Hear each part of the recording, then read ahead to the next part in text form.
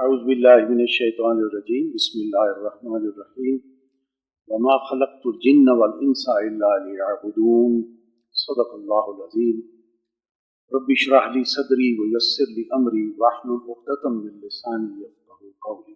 آج ہماری جو بسم اللہ ہے اس کا عنوان ہے عبادت رب۔ عبادت رب۔ ابھی میں نے آپ کے سامنے سورہ زاریات کی ایک آیت پڑھی ہے جس میں اللہ تعالیٰ نے انسان اور جنات کو جو پیدا کیا ہے تو کس مقصد کے لیے پیدا کیا ہے اس کو واضح فرماتے ہوئے اللہ تعالیٰ فرماتے ہیں کہ ہم نے نہیں پیدا کیا جنوں اور انسانوں کو مگر اپنی عبادت کے لیے۔ تو بیسیکلی انسان جو ہے وہ اللہ کی عبادت کے لیے پیدا کیا اور اس لیے موضوع ہم نے عبادت رب رکھا ہے۔ اور یہ بھی جان لیجئے کہ تمام انبیاء کی جو دعوت کا اصل نیوکلیس تھا وہ عبادت رب ہی تھا۔ ہر رسول نے آ کر اپنی اپنی قوم کو جو دعوت دی ہے وہ یہی دی ہے کہ اللہ کی عبادت کرو، اللہ کی بندگی کرو۔ قرآن مجید میں ان کی دعوت کا جو لب لباب ہے تو ہر رسول نے یہی بات کہی کہ یا قوم اعبدوا اللہ ما لکم من الہ غیرہ، اے میری قوم اللہ کی بندگی کرو، عبادت کرو، تمہارا اللہ کے سوا کوئی معبود نہیں۔ تو ہر رسول نے بھی گویا دعوت دی اپنے رب کی عبادت کو۔ البتہ اسلام جب آیا ہے، نبی اکرم صلی اللہ علیہ وسلم جب دنیا میں تشریف لائے ہیں تو پچھلے انبیاء تو اپنی اپنی قوم کی طرف عبادت ہے، یا قوم اعبدوا اللہ، اے میری قوم اللہ کی بندگی کرو۔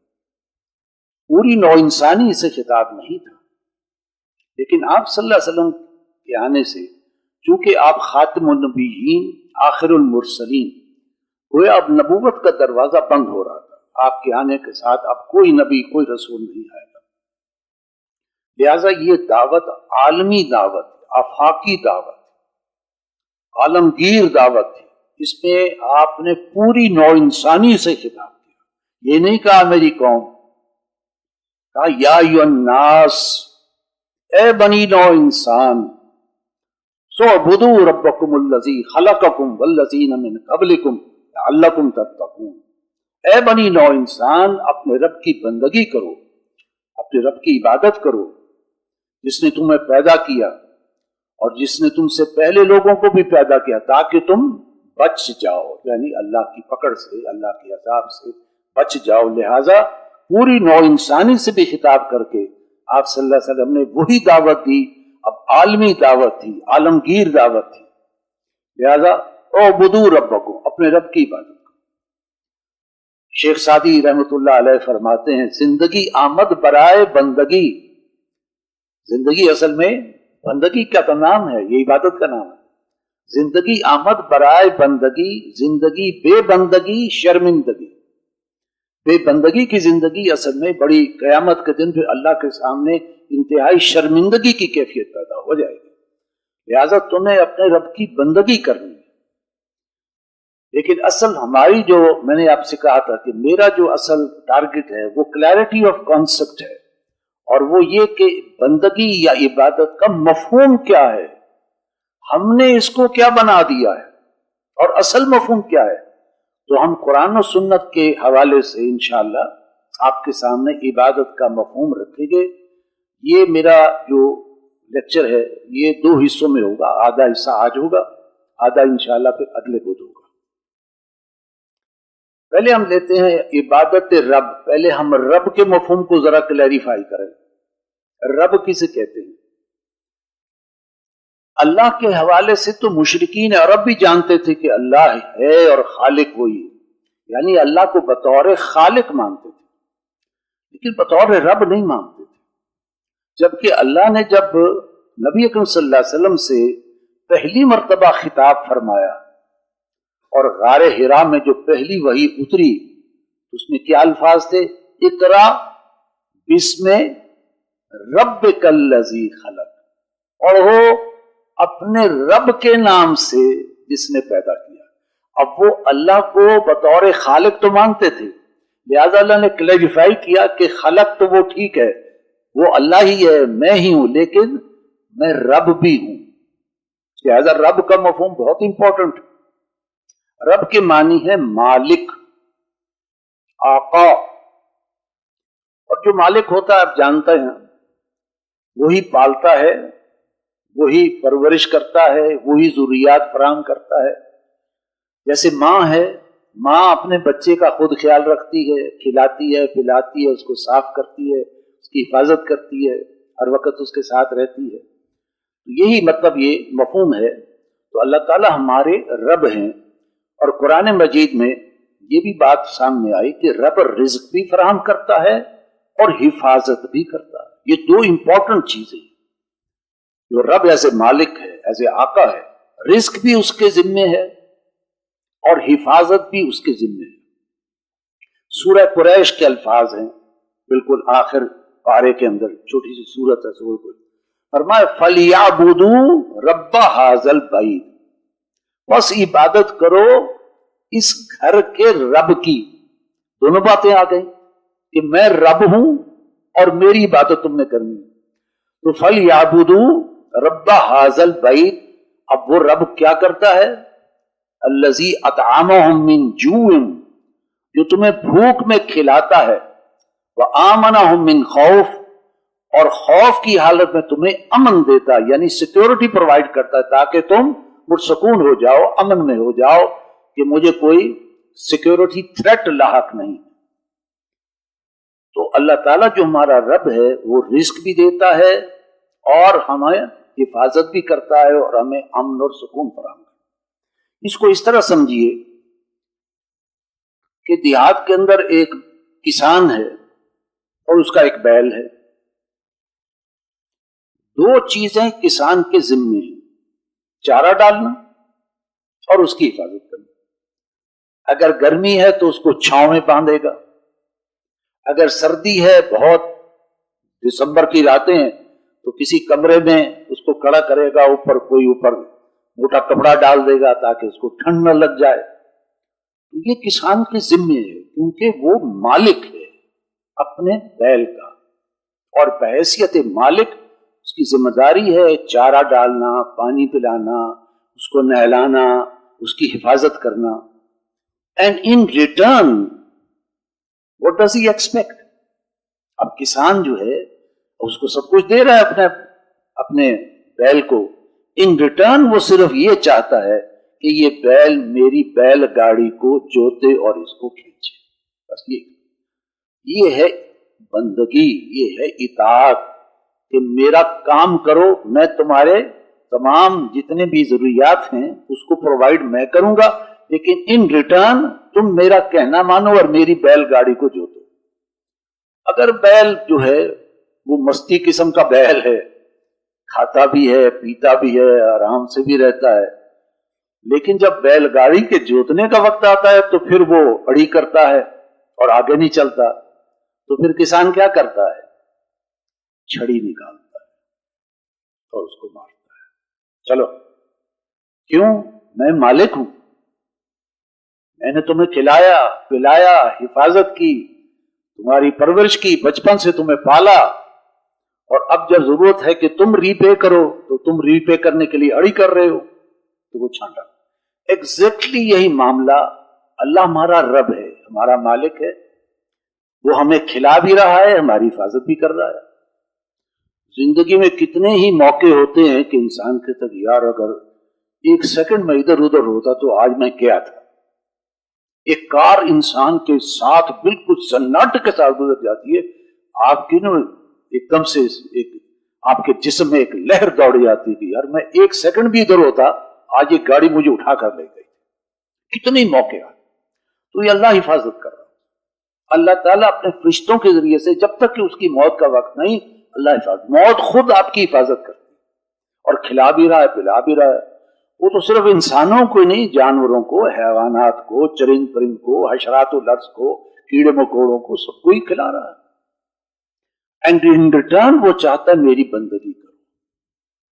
جیسے بیل سے تقاضا ہے کہ تم بیل گاڑی کو جوتو اور کھینچو، تو ہم سے تقاضا یہی ہے کہ تم اپنے رب کی بندگی کرو. ٹھیک ہے، رب کا مفہوم میں نے واضح کیا، مالک، پالنے والا، ضروریات فراہم کرنے والا، رزق دینے والا یا اس کی حفاظت کرنے والا، اور ان ریٹرن بندگی چاہتا ہے. ٹھیک ہے، اب رب کا مفہوم ہو گیا. اب ہم آتے ہیں اپنے اصلی ٹاپک پر، عبادت رب. عبادت کسے کہتے ہیں؟ جو اللہ نے فرمایا کہ ہم نے جنوں اور انسانوں کو اپنی عبادت کے لیے پیدا کیا، تو وہ عبادت کا مفہوم. پہلی بات یہ جان لیجئے کہ آج ہمارے ہاں عبادت کا تصور بڑا محدود تصور، مسخ شدہ ہے. مثلا ہم نے نماز، روزہ، حج، زکات، یہ اسلام کی بنیادیں ہیں. حضور سے پوچھا گیا کہ حضور کی فرمایا گیا کہ اسلام کی بنیاد کن چیزوں پر ہے. اب دیکھیے، بنیاد جو ہے نا وہ ایک آپ کی عمارت کا ایک بہت اہم حصہ ہے. مسجد ہے، مسجد کی بنیاد ہے. آپ کو پتا ہے کہ پہلے بنیاد کو کھودا جاتا ہے، اس میں روڑے بھرے جاتے ہیں، اس میں سریا ڈالا جاتا ہے تاکہ عمارت اوپر تک جانی ہے، تیسرے حصے تک جانی ہے، لہذا اس کی بنیاد مضبوط ہوگی تو عمارت اوپر جائے گی. تو ہے تو بڑی امپورٹنٹ چیز یعنی بنیاد، but it is not the ultimate چیز. مطلب یہ نہیں ہے کہ عمارت بنیاد بن گئی تو وہ عمارت بن گئی. عمارت تو نہیں بنی، بنیاد بن گئی، بہت ضروری ہے، اہم ہے، لیکن ابھی تو عمارت اٹھے گی. اور لہذا حضور نے فرمایا 5 چیزوں پر اسلام کی بنیاد ہے، یعنی بیسکس. کلمہ شہادت، نماز، روزہ، حج، زکات. یہ 5 چیزیں ہیں جو دین کی بنیاد ہیں، بیسکس. لیکن ہم نے عبادت کو اسی کے ساتھ منسوب کر کے عبادت کے تصور کو محدود کر دیا.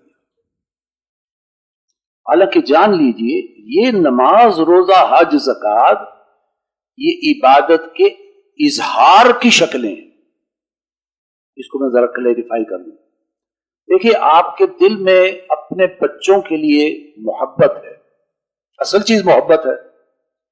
اس کا اظہار آپ کیسے کرتے ہیں؟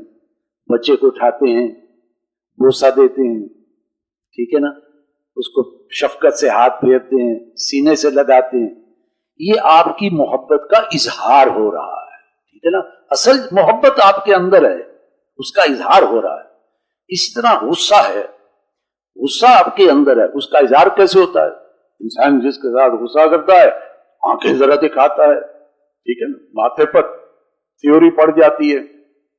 ہو سکتا ہے زبان سے بھی اس کو ذرا ڈانٹے، جیسے بچوں کو ڈانٹے تو غصے کا اظہار ہوتا ہے کہ تو نے یہ کام کیوں کیا، تو شرم نہیں آتی. تو یہ اظہار ہے. تو اصل محبت اور ہے، اس کا اظہار اور ہے. اصل اندر جو ہے غصہ اور ہے، اس کا اظہار اور ہے. تو یہ عبادت کے اظہار کی شکلیں ہیں کہ انسان اپنے رب کے سامنے کھڑا ہے، پھر رکوع میں جا رہا ہے، پھر سجدے میں جا رہا ہے، کہیں طواف کر رہا ہے، ٹھیک ہے، کہیں سعی کر رہا ہے، کہیں بھوک پیاس اور خواہشات کو برداشت کر رہا ہے، اللہ کی راہ میں مال دے رہا ہے. یہ اس کے عبادت کے اظہار کی شکلیں، یہ کل عبادت نہیں ہے.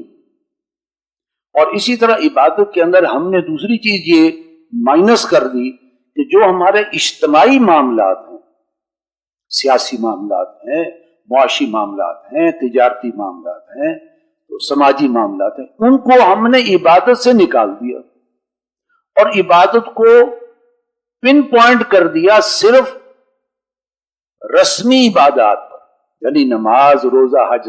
گو کہ اس میں نو ڈاؤٹ کہ یہ عبادت کی بہت امپورٹنٹ چیزیں ہیں، بنیادی ہیں، اس میں کوئی شک نہیں ہے. تو وہ ایک عبادت ہی کا حصہ، لیکن کل تصور یہ نہیں ہے. ہم نے اصل میں عبادت کے کل تصور کو سمجھنا ہے، جس کے لیے اللہ نے فرمایا کہ ہم نے انسانوں اور جنوں کو اپنی عبادت کے لیے پیدا کیا. تو کل تصور کو اپنے ذہن میں رکھنا. تو ہمارا اصل مقصد جو ہے نا وہ عبادت کے مفہوم کو سمجھنا ہے. ہم نے عبادت کو محدود کر دیا ہے عبادات تک، جو دین کی بنیادیں ہیں، جو عبادت کے اظہار کی شکلیں ہیں. اچھا اب دیکھیے، عبادت کا لفظ اس کو ہم بنیاد سے پکڑیں گے. عربی زبان بڑی ایک فصیح زبان ہے، اور اس کے کسی بھی لفظ کو اگر سمجھنا ہو تو اس کی روٹ ویلیو کو پکڑ لیں. اس سے جو مفہوم نکلے گا وہ جتنے الفاظ بنتے چلے جائیں گے ان کے اندر وہ مفہوم پایا جائے گا. وہ 3 حرف کا ایک ہوتا ہے، ہر حرف کی بنیاد 3 حرف. مثال کے طور پر علم، عین، لام، میم، 3 حرف ہو گئے نا، علم. اب اس سے جتنے لفظ بنتے چلے جائیں گے اس کے اندر علم کا مفہوم پایا جائے گا. عالم، علم، پڑھانے والا.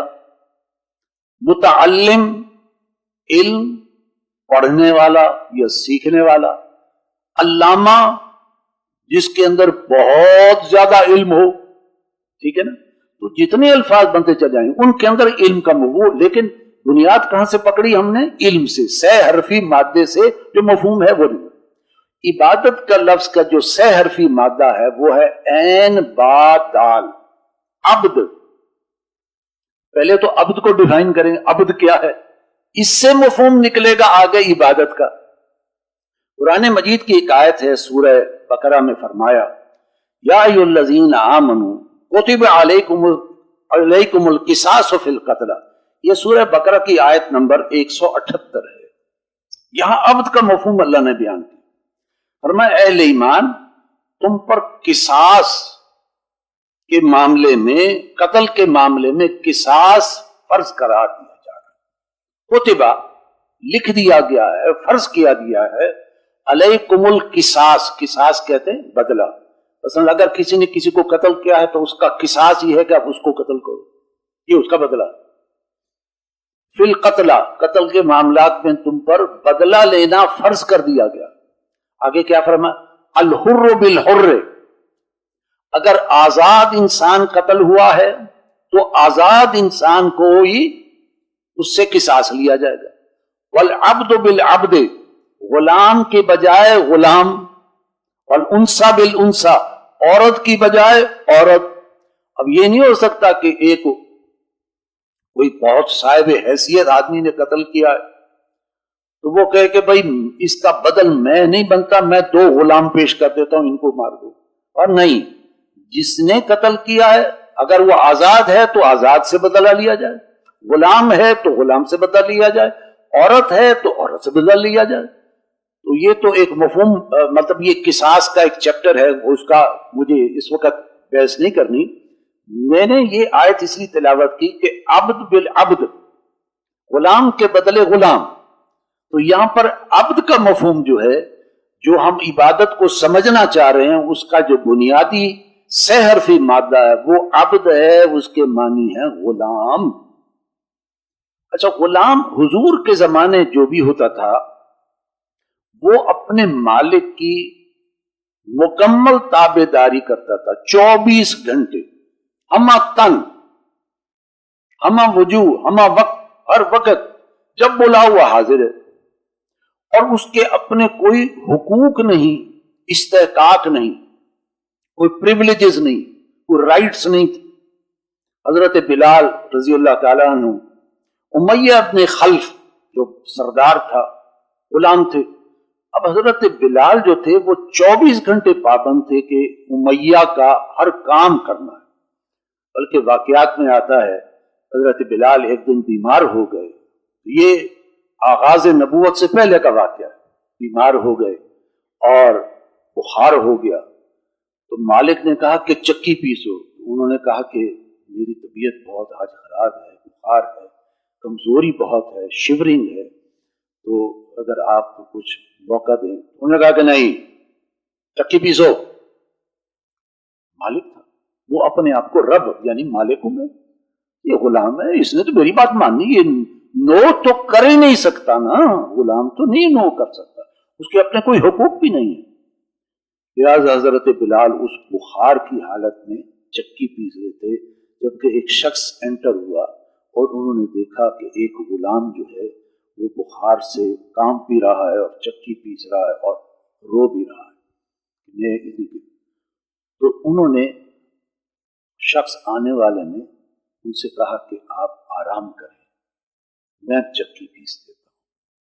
ان کو دودھ بھی پلایا گرم کر کے، ان کو لیٹا بھی دیا، آپ آرام. اور خود اس شخص نے چکی پیسی. یہ کون تھے؟ محمد رسول اللہ صلی اللہ علیہ وسلم. ابھی آغاز نبوت نہیں ہوا تھا. اب سوچئے کہ جس شخص نے ایک دوسرے آدمی کو اتنی تکلیف سے رہائی دلائی، راحت دی، اس آدمی کے دل میں حضور کے لیے کتنی محبت، الفت اور جانثاری ہوگی. کہتے ہیں تو جو دلوں کو جیت لے وہی فاتح زمانہ. اصل دل جیتنا ہوتا ہے. اسلام اصل میں دل جیتنے کی بات ہے، زبردستی جبرن ٹھونسنے کی بات نہیں ہے. اس لیے فرمایا گیا اسلام میں جبر نہیں ہے، یعنی اسلام کو ایکسپٹ کرنے میں، قبول کرنے میں کوئی جبر نہیں. آپ دعوت پیش کریں، باقی اگر وہ قبول کرتا ہے تو ٹھیک ہے، ورنہ نہیں. تو اسلام تو دل جیتنے کی بات ہے. کہنے کا مقصد یہ ہے کہ حضرت بلال غلام تھے، وہ بخار کی حالت میں بھی چکی پیسنا ان کے لیے ضروری تھا. یہ تو صرف واقعہ میں نے آپ کو بتایا کہ غلام کا اس دور میں کیا کیفیت ہوتی. اچھا آج ہمارے دور میں اب غلام تو کیفیت نہیں ہے، بلکہ ملازم ہے. You know there is a difference between a slave and a servant. یہ بات ذہن میں رکھیں. بعض اوقات ہم اللہ کے عبد ہیں تو ہم اس کا انگریزی میں ترجمہ کر دیتے ہیں we are the most humble servants of Allah. الفاظ تو بڑے پیارے ہیں کہ ہم اللہ کے بڑے ہی ہمبل قسم کے اور عاجزی اختیار کرنے والے اس کے سرونٹس ہیں. This is wrong. You are not servants, you are slaves. There is a difference between slave and a servant. یہ آپ سرونٹ جو ہے، جو بھی ہے ملازمت کرتا ہے، اس کے حقوق ہوتے ہیں، اس کی پریولیجز ہوتے ہیں، اس کے رائٹس ہوتے ہیں. کہ جی صاحب میں فرض کیجئے کسی نے کسی ادارے میں ڈرائیور رکھا ہے، وہ ڈرائیور یہی کہے گا کہ سر تنخواہ تو میں لوں گا، اتنی تنخواہ لوں گا، اور وقت کے ساتھ ساتھ اگر مہنگائی ہوتی ہے تو اس میں اضافہ بھی ضروری ہے، اور ہفتے میں ایک دن چھٹی بھی کروں گا، سک لیو بھی مجھے جو ہے عنایت کیجیے. انسان ہے، بیمار ہو جاتا ہے، خوشی غمی بھی ہوتی ہے تو اس میں بھی مجھے آپ جو ہے رعایت دیں، اور مجھے بستر بھی دیں، اور مجھے کھانا بھی دیں، اور وغیرہ. یہ اس کے حقوق ہیں، یہ اس کی رائٹس ہیں. He is demanding because he is not a slave, he is a servant. جبکہ سلیو کے کوئی رائٹس اور حقوق نہیں ہوتے. اس نے کام کرنا ہی کرنا ہے، چاہے تنخواہ ملے نہ ملے، چاہے کھانا ملے نہ ملے، چاہے بخار کی کیفیت ہو، کام کرنا ہے. سو ایکچولی عبد کا لفظ، یہ میں نے کلیریفائی کر رہا ہوں کہ عبد کا لفظ غلام کے لیے بولا جاتا ہے، نہ کہ سرونٹ کے لیے. کیونکہ سرونٹ کا لفظ آئے گا تو پھر وہ ظاہر بات ہے رائٹس اینڈ پریولیجز سامنے آ جائیں گی. جبکہ بندہ جو ہے وہ اللہ کا غلام ہے، اس کے کوئی رائٹس اینڈ پریولیجز نہیں ہیں. اب یہ ہمارے ہاں جو عورتوں، یہ جو سیکولر کچھ خواتین نے ایک نعرہ کیا، بنایا کہ میرا جسم میری مرضی. آپ کا جسم تو ہے ہی نہیں، آپ تو غلام ہیں، آپ کی کوئی مرضی نہیں ہے. اسلام میں کوئی مرضی نہیں ہے، مرضی صرف ایک اللہ کی ہے. میرا جسم میری مرضی، میری دکان میری مرضی، میری حکومت میری مرضی، ٹھیک ہے نا، میرا مال میری مرضی. یہاں کسی کی کوئی مرضی نہیں. اسلام کے معنی ہے گردن جھکا دینا، ٹو سرینڈر. یہ تو اسلام ہے. If you are not surrendering before Allah, تو حقیقت میں آپ مسلمان ہونے کا فرض ادا نہیں کر رہے. سرینڈر کرنا ہے، گردن جھکا دینی ہے. پہلا جو تو کہے میں حاضر ہوں. تو اگر آپ سیرت کا فالو کریں، صحابہ کرام کو پڑھیں، تو وہ تو سرینڈر اللہ کے ساتھ، جو اللہ کا حکم حاضر ہے. یہ نہیں کہ میری مرضی اور میرا مال، میری مرضی اور میری دکان اور میری مرضی اور میری حکومت میری مرضی، میرا جیسا میری مرضی. کوئی مرضی نہیں، مرضی اللہ کی صرف. یہاں ہم تو غلام ہیں. لہذا اب عبد کے معنی ہوئے وہ شخص کے جو اللہ کا ہم تن ہم وقت ہم وجو غلام ہے، اور بغیر کسی استثناء کے اور بغیر کسی شرط کے، کوئی شرط بھی نہیں. جیسے ملازم تو کہہ سکتا ہے نا کہ صاحب اتنی تنخواہ دیں گے تو میں کام کروں، ورنہ نہیں. یہاں پر یہ نہیں ہے، بغیر کسی شرط کے، انکنڈیشنل. وداؤٹ اینی ایکسیپشن بندگی. تو پہلے تو ہم عبادت کے مفہوم کو کلیئر کر رہے ہیں. عبادت کا لفظ عبد سے بنا ہے جس کے معنی ہے غلامی. ٹھیک ہے نا. اب آئیے عبادت کا مفہوم. اب عبد سے آگے عبادت کا لفظ آئے گا تو عبادت میں کیا چیز ہے؟ میں نے عرض کیا کہ عبادت کو ہم نے محدود کر دیا نماز روزہ کا. حالانکہ وہ دین کا حصہ ہے, بنیاد ہے, لیکن وہ ٹوٹل بات نہیں ہے. عبادت میں دیکھیے 3 کمپوننٹس ہیں, اس کو سمجھ لیں. وہ 3 کمپوننٹس, 3 چیزیں اگر آپ اپنے ذہن میں بٹھا لیں گے تو عبادت کا مفہوم واضح ہو جائے گا. نمبر 1, پوری زندگی میں, یہ نمبر 1 کا جو کچھ کرنا ہے پوری. یہ نہیں اب نماز تو ہم نے پڑھی, نماز مسجد میں, جب نماز سے نکل گئے تو گویا کہ اب بس اب ہم آزاد ہیں, ہم جو مرضی کریں. تو مطلب یہ کہ ہم نے خود اس کو اپنی زندگی کے چند گھنٹے یا چند پہلو جو ہے نا وہ عبادت کے ساتھ منسوب کر دیے. باقی باہر نکل کر کہا کہ بس اب ہم عبادت سے باہر ہیں, نماز پڑھ لیے بس اب ہم آزاد ہیں. نہیں, پوری زندگی میں. دس از دا 1 کمپوننٹ. نمبر 2, مکمل اطاعت, جس کو آپ انگریزی میں کہیں گے ٹوٹل اوبیڈینس. ٹوٹل, جیسے قرآن میں آتا ہے اطیعوا اللہ و اطیعوا الرسول. اوبیڈینس اختیار کرو اللہ کی اور اوبیڈینس اختیار کرو رسول کی. اطاعت کرو اللہ کی اور اطاعت کرو رسول کی. اسی طرح اللہ نے سورہ احزاب میں فرمایا وَمَن يُطِعِ اللَّهَ وَرَسُولَهُ, جو اطاعت کرتا ہے اللہ کی اور اس کے رسول کی, فقد فاز فوزا عظیما, وہ بڑی عظیم کامیابی حاصل کر گیا. تو عظیم کامیابی بغیر اطاعت کے تو ہو ہی نہیں سکتی, اور اطاعت اللہ کی اور اس کے رسول کی. اس وقت ہم چونکہ اللہ کی بات کا عبادت رب کی بات کر رہے ہیں, لہذا یہاں پر سمجھیے کہ اللہ کی ٹوٹل اوبیڈینس, مکمل اطاعت مطلوب ہے. جزوی اللہ کو پسند نہیں. یہ بہت امپورٹنٹ نقطہ ہے. جزوی اطاعت, پارشل اوبیڈینس, یہ اللہ تعالیٰ فرماتے ہیں یہ میری اوبیڈینس نہیں, یہ تمہارے اپنے نفس کی اطاعت. پارشل اوبیڈینس کا مطلب یہ ہوا کہ جو چیز میرے نفس کے لیے آسان ہے وہ میں نے کر لی, اور جو چیز میرے نفس کے لیے مشکل ہے میں نے اس کو چھوڑ دیا. تو پھر اللہ کی بات تو نہ مانی گئی, یہ تو اپنے نفس کی بات مانی جا رہی ہے کہ یہ کام میرے لیے آسان ہے لہذا یہ میں کر لوں گا, یہ میرے لیے مشکل ہے یہ میں نہیں کر سکتا. تو یہ تو پھر پارشل اوبیڈینس ہوگی, یہ تو نفس کی اطاعت ہے.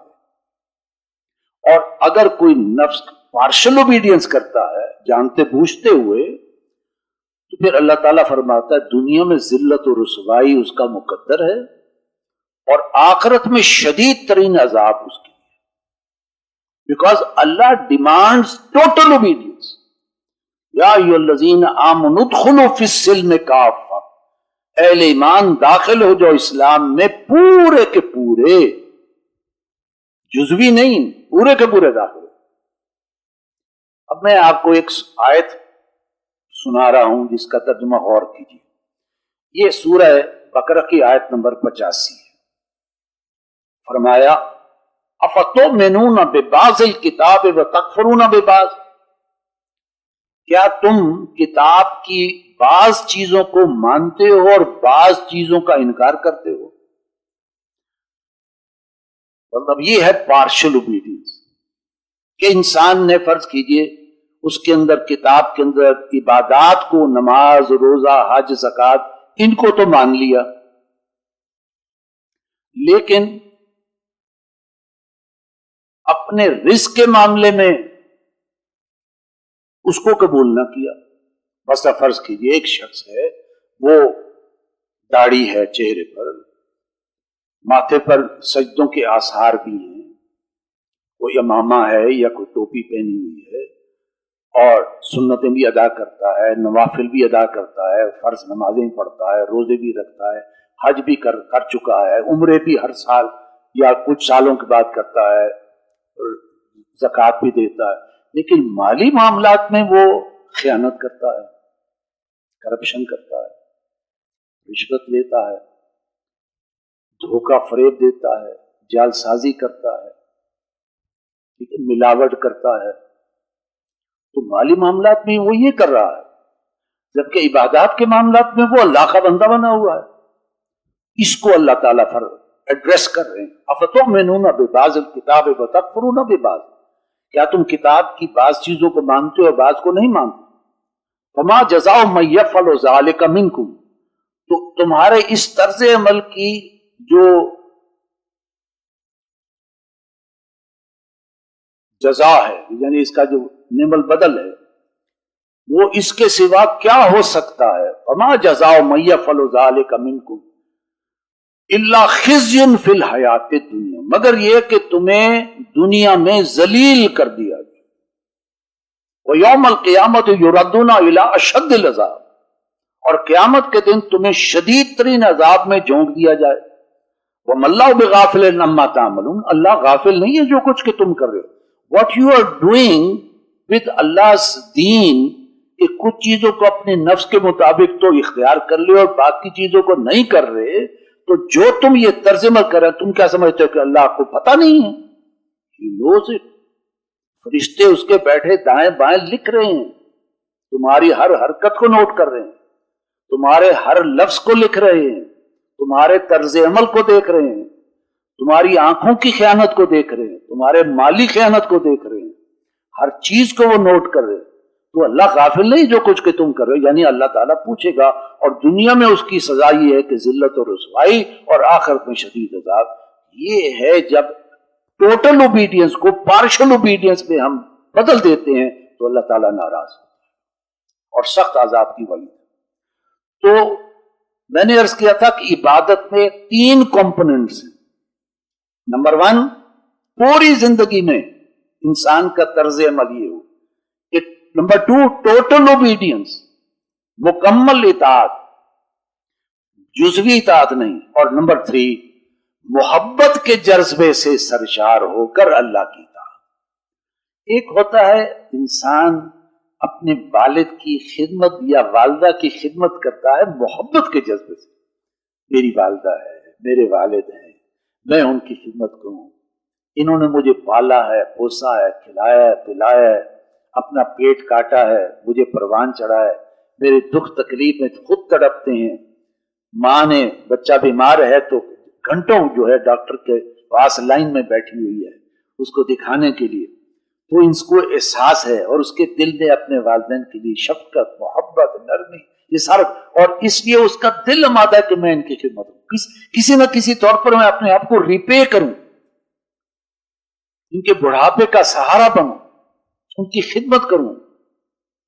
یہ اصل مطلوب چیز ہے، محبت کے جذبے کے ذریعے۔ تو اللہ تعالیٰ بھی فرماتا ہے میں تمہارا خالق ہوں، مالک ہوں، رازق ہوں، تمہارے حاجت روا ہوں، مشکل کشا ہوں، بگڑی بنانے والا ہوں، تمہیں رزق دینے والا ہوں، ہر چیز تمہیں پرووائڈ کرنے والا ہوں۔ تو میرے ساتھ اطاعت بھی محبت کے جذبے سے کرو۔ والذین آمنوا اشد حبا للہ، اہل ایمان تو وہ ہیں جو اللہ سے شدید ترین محبت کرتے ہیں، محبت کے جذبے سے۔ ایک ہوتا ہے اطاعت مارے باندھے کی، آپ کے دل میں محبت نہیں ہے، کوئی شفقت کا پہلو نہیں، آپ کے دل میں بس مجبوری ہے، بالاکراہ، یعنی کراہت کے ساتھ آپ کر رہے ہیں، مارے باندھے کی اطاعت ہے، اس کو مجبوری اپنی سمجھ کر جو ہے کر رہے ہیں۔ اب آپ سوچئے کہ بنی اسرائیل کا قصہ قرآن میں آتا ہے، فرعون بہت ظالم حکمران تھا، اور بنی اسرائیل غلام قوم تھی، ان کو کوڑوں سے مارتا تھا، ان سے بگاڑ لیتا تھا۔ یہ جو مصر کے اندر احرام مصر بنے ہوئے، یہ آپ جانتے ہیں کہ یہ فرعون کے دور میں، فرعون ایک وہ شخص ہے نا، ویسے ایک ڈائنیسٹی تھی، ایک پوری نسل تھی، ان کو فرائنہ کہتے تھے۔ تو اس پوری نسل کے دوران یہ بنایا گیا، اور بنی اسرائیل سے بنوایا گیا، غلام تھے، بڑے بڑے پتھر کو، کرینیں تو نہیں تھی کہ کرین اٹھا کر پتھر رکھ دے، وہ تو کئی غلام جو ہے رسوں کے ساتھ گھسیٹ کر اوپر لے جاتے تھے، کبھی پتھر گرتے تھے، مر جاتے تھے، زخمی ہو جاتے تھے، ہڈیاں ٹوٹ جاتی تھی، but they were compelled to finish this job۔ تو اطاعت تو کر رہے تھے نا پھر، ورنہ کوڑے پھرتے تھے. لیکن کیا ان کے دل میں فرعون کے لیے محبت تھی؟ کوئی نفرت تھی. بٹ مجبور تھے. What should they do? They couldn't do anything. لہذا یہ مارے باندھے کی اطاعت، مجبوری کی اطاعت. اسی طرح آپ جانتے ہیں کہ ہندوستان جب پاکستان ابھی نہیں بنا تھا تو انگریز یہاں پر 200 سالہ جو ہے حکومت کر گیا ہے، آغاز سے لے کر اینڈ تک. ورنہ اصل حکومت اسی تقریباً 90 برس تک کی ہے. اصل حکومت جب پورے ہندوستان میں، ظاہر بات ہے انگریز کا قانون، انگریز کی حکومت، انگریز کے قوانین، ٹھیک ہے نا. اور انسان مسلمان ہیں جو ہے، خاص طور پر مسلمان، کیونکہ مسلمانوں سے تو اس نے حکومت چھینی تھی، لہذا سب سے زیادہ غصہ غم تو مسلمانوں کے دلوں میں تھا. اور آپ جانتے ہیں کہ وہ جو دور رہا ہے بادشاہوں کا دور تھا، بابر سے لے کر اور آخر دم تک یہ مسلمان ہی تھے. مسلمانوں سے حکومت چھینی تھی، ان کے دل میں تو بڑا غم اور غصہ تھا. وہ انگریز کی بات ماننے پر مجبور تھے، لیکن کوئی دل میں محبت نہیں تھی، مجبور تھے. لہذا محبت کے جذبے کے ساتھ اللہ کی اطاعت کرنا، سمجھے آپ؟ یہ ہے عبادت کے 3 جز. اور جو محبت سے خالی اطاعت ہو، ہم نماز پڑھ رہے ہیں، روزے رکھ رہے ہیں، دل میں محبت نہیں، بس صرف یہ کہ ایک مجبوری ہو کہ چونکہ فرض ہے نماز تو چلو معاذ اللہ میں الفاظ استعمال کر رہا ہوں، اللہ معاف فرمائے، چٹی سمجھ کر اسے بس کیا کروں گا، نماز تو پڑھنی پوسے، چلو کوئی زکوٰۃ اور روزے رکھنے پوسے، کیا کروں، کوئی محبت نہیں. تو ایسی اطاعت جو محبت سے خالی ہو، یہ رسمی اطاعت. مجھے اقبال نے کہا نا کہ رہ گئی رسم آزاں روح بلالی نہ رہی، فلسفہ رہ گیا اور تلقین غزالی نہ رہی. اندر جو اسپرٹ ہے وہ تو محبت کی. اگر اسپرٹ نکال لیں اور صرف شریعت کا ڈھانچہ رہ جائے، وہ تو یوں سمجھے کہ بس ایک بت کدا ہے، بت کدا، تصورات کا ایک بت کدا. اقبال نے اس کو کہا ہے. اقبال کہتا ہے عقل و دل و نگاہ کا مرشد اولی ہے عشق. اصل چیز ہے محبت اللہ کے ساتھ. عقل و دل و نگاہ کا مرشد اولی ہے عشق. عشق نہ ہو تو شرع دین بت کدہ تصورات. یہ ایسے جیسے تلوار کی میان سے تلوار نکال لی، میان ہاتھ میں ہے، خالی تلوار تو نکل گئی. اصل انسان کی جو روح ہے وہ اسپرٹ ہے، وہ اسپرٹ تو نکل گئی، باقی تو انسان ایک رسمی جو ہے عبادت کر رہا ہے، رکوع کر رہا ہے، سجود کر رہا ہے. اقبال کہتا ہے شوق تیرا نہ ہو اگر میری نماز کا امام. اے اللہ تیری نماز کا میرے لیے دل میں وہ محبت اور شوق نہیں ہے، میرا قیام بھی حجاب، میرا سجود بھی حجاب. تو یہ 3 چیزیں ذہن میں ٹانک لیجئے، یہ ہے عبادت. پوری زندگی میں محبت کے جذبے کے ساتھ اور اللہ کی کامل اطاعت اور فرمان، ٹوٹل اوبیڈینس. اب وہ اس کے لیے چاہے مشکلات ہوں، پریشانی ہو، چاہے لوگ آپ کے لیے کوئی آپ کو ڈس ہارٹ کریں، تب بھی آپ نے اللہ کی اطاعت کرنی ہے محبت کی. یہ ہے. اب پوری زندگی میں مراد یہ ہے کہ چاہے آپ مسجد میں ہیں یا مسجد سے باہر ہیں، آپ تعلیمی درسگاہ میں ہیں، آپ پارلیمنٹ میں ہیں، آپ مالی معاملات کر رہے ہیں، ٹھیک ہے نا، آپ کے معاشی معاملات ہیں، آپ کے سماجی اور معاشرتی معاملات ہیں، آپ کا عدل کے اندر کوئی حصہ ہے، جہاں بھی ہیں آپ اللہ کے بندے ہیں، اللہ کی اطاعت کرنی ہے اور محبت کے جذبے کے ساتھ. اب یہ زمین و آسمان کا فرق پڑ گیا کہ پوری زندگی میں اللہ کی محبت کے جذبے کے ساتھ اللہ کی کامل اطاعت، اور کہاں عبادت کا مفہوم مختصر کر دیا کہ نماز، روزہ، حج، زکوٰۃ یہ عبادت ہے. اصل میں وہ عبادات ہیں، وہ عبادت کے اظہار کی شکلیں ہیں. بات کلیئر ہوئی؟ امام ابن قیم، اور بعض کہتے ہیں امام ابن تیمیہ ان کے شاگرد تھے، ان کا یہ قول ہے. عربی میں انہوں نے عبادت کو ڈیفائن کیا بہت خوبصورت انداز. العبادت تجمع اصلین، عبادت دو اصل چیزیں جمع کرنے کا نام ہے. تجمع جمع کرنا، اصلین یعنی دو اصلی بنیادی چیزیں.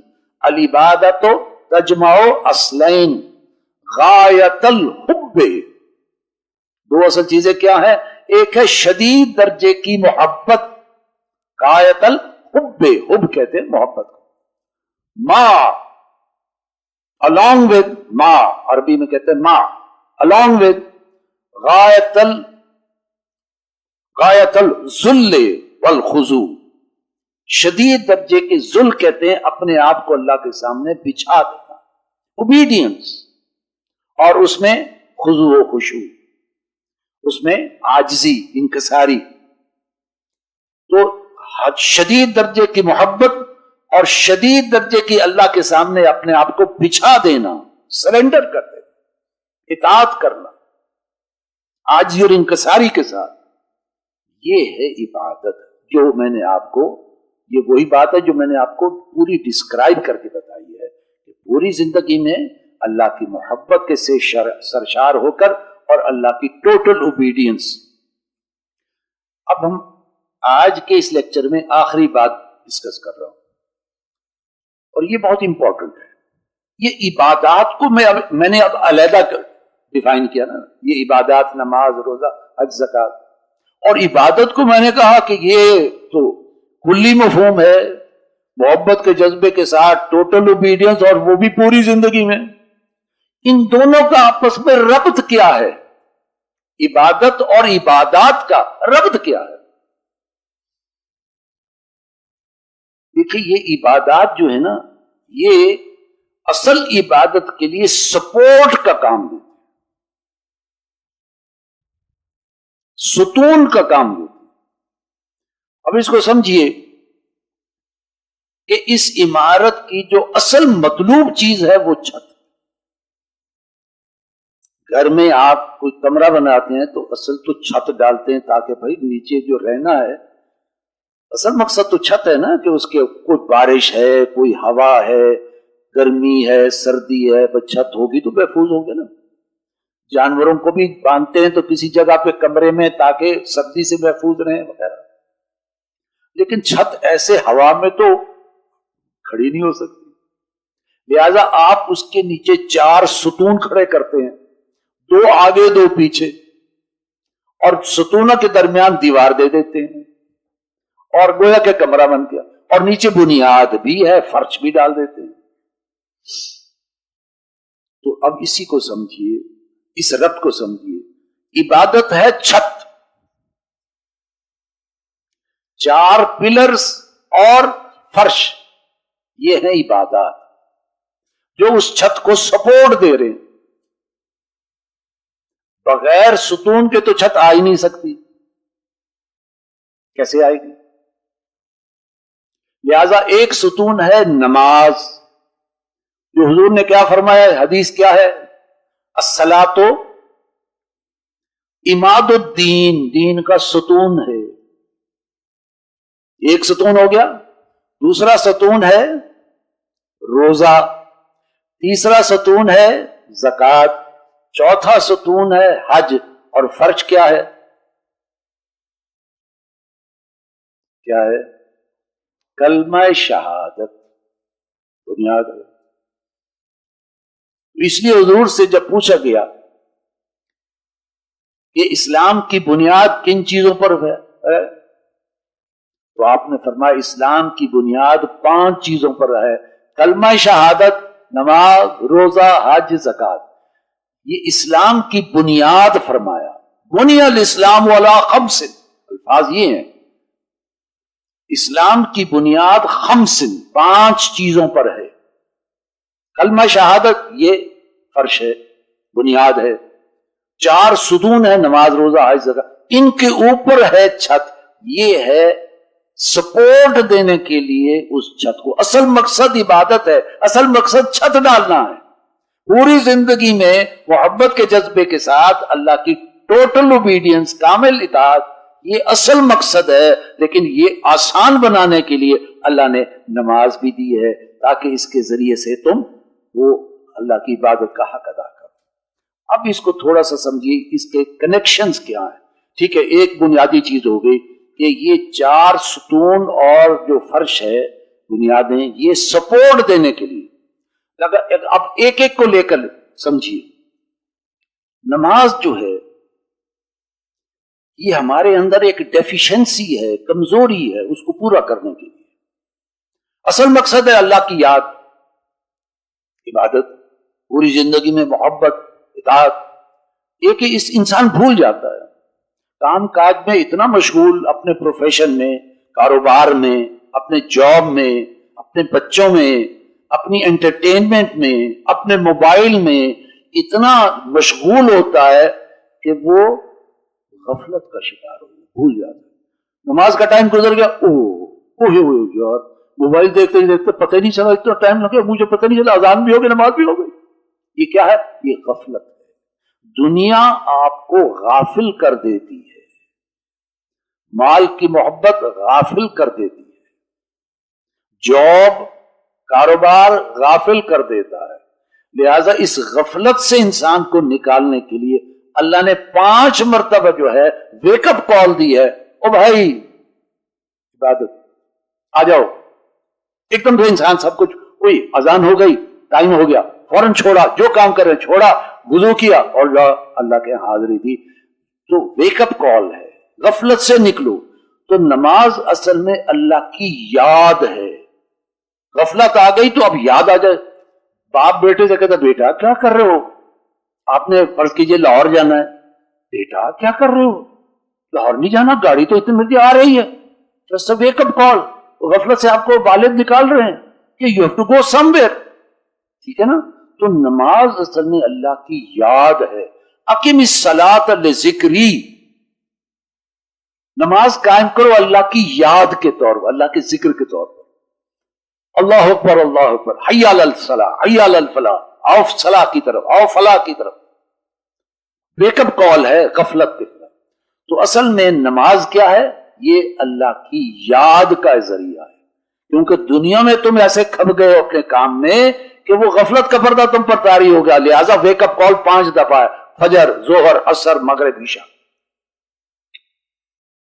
کوئی بڑا پیارا شعر ہے، سرکشی نے کر دیے دھندلے نقوش بندگی، آؤ سجدے میں گریں لوہے جبیں تازہ کریں.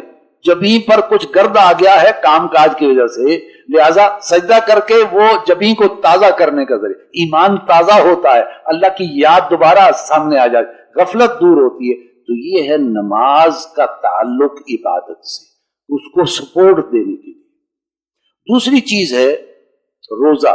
روزہ حضور نے فرمایا الصوم جنہ، روزہ ڈھال ہے. کیا مطلب؟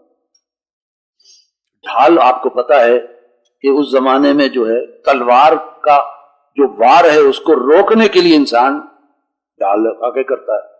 تو اس کا مطلب یہ ہے کہ روزہ ایک ایسی چیز ہے جو کسی چیز کو کے وار کو بچانے کے لیے اپنے آپ کو وہ یہ ڈھال ہے. روزہ ڈھال ہے، یعنی نفس اور شیطان، خواہشات، ٹھیک ہے نا، شہوات، مرغوبات، تمنائیں، آرزویں، یہ ساری چیزیں، یہ نفس انسان کو کھینچتا ہے دنیا کی طرف. نفس کہتے یار آؤ فلم دیکھو، بڑی ظالم فلم ہے، کھانا تو بھول ویسے ہرش. نفس کہہ رہا گانا سنا، اوئے کمال یار، رفیع دا گانا ہے، پرانے یاداں تازے تھی. اب وہ گانا سننے سنتے غفلت، فلم دیکھتے دیکھتے غفلت. یہ نفس اور شیطان مل کر آپ کو غافل کرتے ہیں. لہذا یہ ان کے لیے ایک ڈھال ہے، بچو ان چیزوں سے. تو روزے کا تعلق عبادت سے. یہ نفس کی خواہشات جو ہے نا شیطان، یہ آپ کو بندہ نہیں بننے دیں گے. بندہ بننے کے لیے آپ نے ان چیزوں کو ڈھال کے طور پر جو روکنا ہے، اور وہ روزہ ہے. تیسری چیز ہے زکوٰۃ. زکوٰۃ ہے مال کی محبت بھی آپ کو اللہ کا بندہ نہیں بننے دیتی. جب انسان مال کی محبت میں گرفتار ہوتا ہے، 2 چیزیں اس میں پیدا ہوتی. کیسے پتہ چلے یہ مال کو صرف استعمال کر رہا ہے یا مال کی محبت اس کے دل میں؟ کیسے پتہ چلے؟ دو چیزیں ذہن میں رکھیے. ایک تو وہ نمبر 1 حلال و حرام کی تقسیم کو بھول جاتا ہے. اب سمجھیے مال کی محبت دل میں کر گئی. دوسرا، مال کی محبت کو اس قدر حاصل کرنے میں اور زیادہ سے زیادہ اس کے لیے لذات دنیاوی حاصل کرنے میں لگا رہتا ہے، یہاں تک کہ اس پر غفلت کا پردہ پڑتا ہے. زیادہ مال زیادہ غفلت کی طرف لے جاتے ہیں. اعلیٰ سے اعلیٰ گاڑی، اعلیٰ سے اعلیٰ گھر، اعلیٰ سے اعلیٰ موبائل، اعلیٰ سے اعلیٰ گھڑی، اعلیٰ سے اعلیٰ لذات دنیاوی، یہ چیزیں جتنا انسان ان چیزوں میں پڑتا جاتا ہے اتنا انسان اللہ سے غفلت آتی جاتی ہے. بڑی ہمت کی بات ہے اگر انسان واقعی، اگر اللہ تعالیٰ ہمیں محفوظ رکھے کہ انسان یہ چیزیں استعمال کرے. اس کو اللہ نے منع نہیں کیا، اچھی گاڑی ہو، اچھا کپڑا ہو، اچھا گھر ہو، اللہ نے منع نہیں کیا، لیکن غفلت نہ آئے تمہارے اندر. جب بھی ویک اپ کال آئے فوراً رجوع کرو اللہ. That is a balance thing. اور اگر غفلت آ گئی تو پھر یہ مال آپ کو ڈبو دے گا. تو مال کی محبت کیسے کم کریں؟ اب دل میں مال کی محبت آ گئی، how should I get relief from this? Only one way, اللہ کی راہ میں مال خرچ کرو. آہستہ آہستہ اس کی محبت کم ہوتی جائے گی، غفلت کا پردہ ہٹتا جائے گا.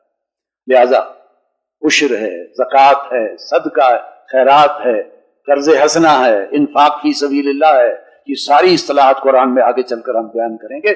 بہرحال اللہ کی راہ میں خرچ کرنے سے، کیونکہ یہ جو مال ہے نا، یوں سمجھیے یہ آپ کی گاڑی کا ہینڈ بریک. آپ گاڑی میں بیٹھے ہیں، سٹارٹ کی ہے، ہینڈ بریک کھینچا ہوا ہے، اب آپ پیڈل دبا رہے ہیں، وہ شور کر رہی ہے لیکن گاڑی آگے نہیں جا رہی. So what do? Release the handbrake and the car will move ahead.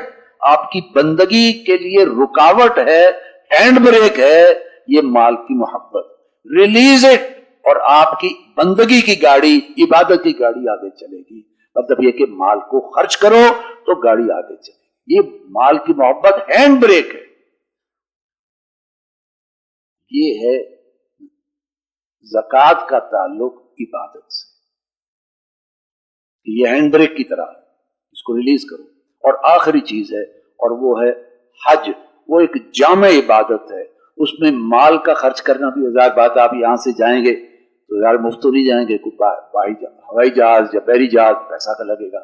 وہاں رہنا بھی ہے، ہوٹلنگ بھی ہے، اور رہنا بھی ہے، کھانا پینا بھی ہے، ٹریولنگ بھی ہے، اور عبادت اور اچھا مشقت بھی ہے.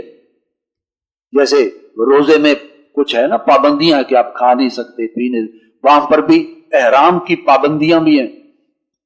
لڑائی جھگڑا نہ ہو، تعلقات نہ ہو بیوی کے ساتھ، یہ احرام کی پابندیاں ہیں. تو وہاں احرام کی پابندیاں بھی، طواف بھی ہے، تلبیہ بھی ہے، سعی بھی ہے، پتھر مارنا بھی ہے.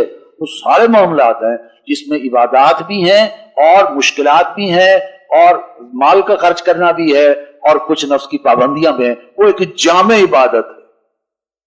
لہذا یہ سارا تعلق ہے اصل عبادت کے ساتھ. تو یہ ہے عبادات کا تعلق عبادت سے. تو آج کے لیکچر میں ہم نے صرف عبادت کے مفہوم کو سمجھا ہے اور اسی کو انشاءاللہ ہم اگلے لیکچر میں بھی کنٹینیو کریں گے. سبحانک اللہم و بحمدک، نشہد ان لا الہ الا انت، نستغفرک و نتوب الیک.